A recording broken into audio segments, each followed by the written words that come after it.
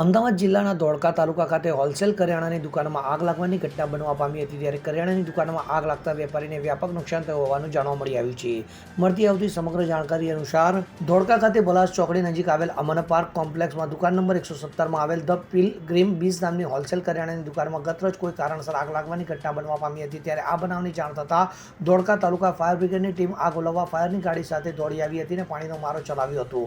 તો આ ઘટનાને લઈને ધોળકા ટાઉન પોલીસના જવાનો પણ સ્થળે દોડી આવ્યા હતા. તો આગના આ બનાવમાં કરિયાણાના તમામ પ્રકારનો સામાન, ફર્નિચર, 3 નંગ એસી, 2 wall fan, 2 ceiling fan, electric વજન કાંટું, 8 નંગ સીસીટીવી કેમેરા, તેનું ડીવીઆર, રાઉટર, કેશ કાઉન્ટરનું કોમ્પ્યુટર વગેરે સામાન બળીને ખાખ થઈ જવા પામ્યો હતો. ત્યારે આ બનાવ સંદર્ભે મોહમ્મદ યુસુફ શેખે તાલુકા ટાઉન પોલીસ સ્ટેશનમાં ફરિયાદ આપી છે.